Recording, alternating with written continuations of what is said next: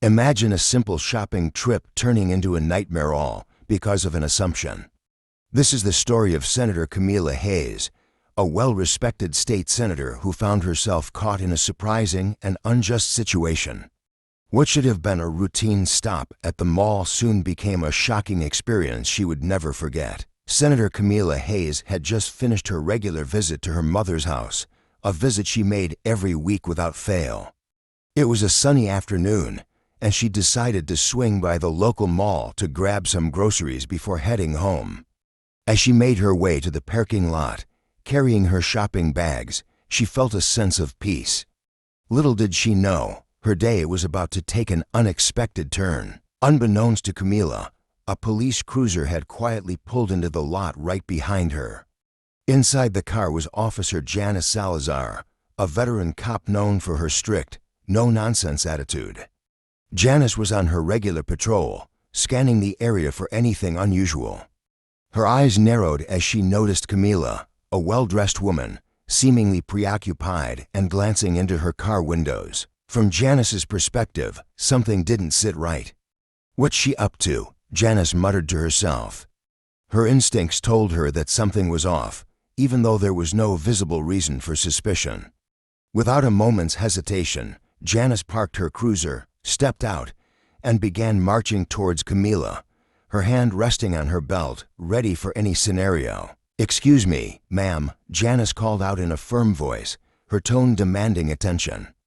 Camila turned around, startled but composed. "Yes, officer, is there a problem?" Janice's face was stern, her eyes narrowing as she observed Camila. "What are you doing here?" she asked sharply.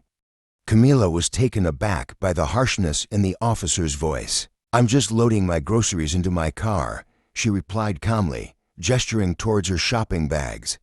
"ID, please," Janice demanded, her fingers tapping impatiently on her belt as if she were dealing with a suspect. Camila felt her heart skip a beat, but she maintained her composure. "Is there a reason for this, officer? I haven't done anything wrong," she stated. Janice's expression hardened further. "Just show me your ID, ma'am, and I'll decide that," she snapped. With a sigh, Camila reached into her purse and pulled out her wallet. She handed her driver's license to Janice, who took it without a word and began inspecting it closely. "Senator Camila Hayes," Janice read out loud, raising an eyebrow. "Never heard of you." Camila gave a polite smile, her patience unwavering. "I'm a state senator, representing District 12, but Janice wasn't impressed. She glanced at the ID once more, then pocketed it as if it were a piece of evidence. "I don't care who you are, Senator." "Something doesn't feel right about you being here," Janice said dismissively. Camila couldn't believe what she was hearing. "Officer, this is a public mall. I have every right to be here, just like everyone else," she said, her voice laced with disbelief. Janice folded her arms and stood her ground, blocking Camila's path. "You can explain that at the station. I'm taking you in," she declared. Despite Camila's protests, Janice forcefully led her to the cruiser. As they drove to the station, the atmosphere inside the car was tense.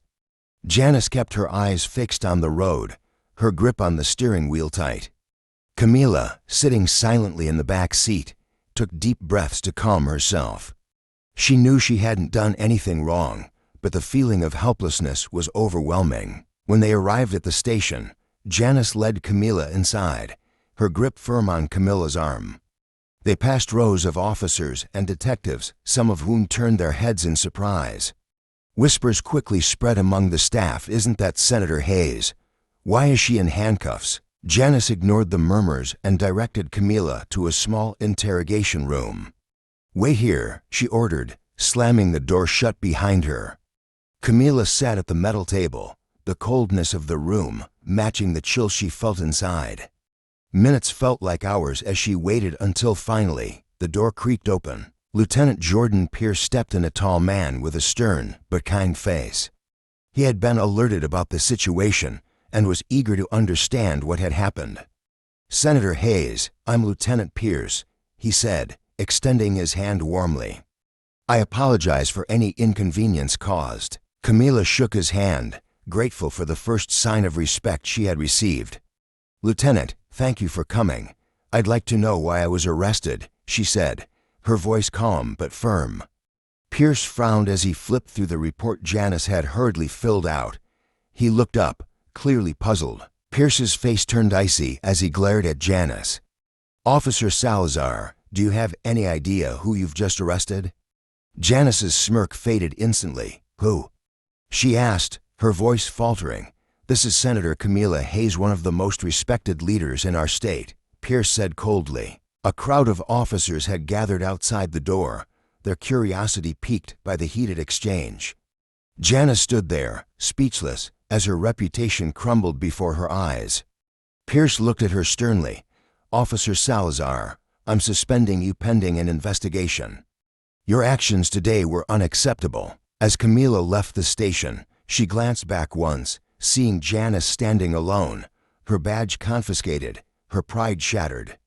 It was a moment of justice, a reminder of the consequences of acting on bias. And so, this story ends with a powerful lesson.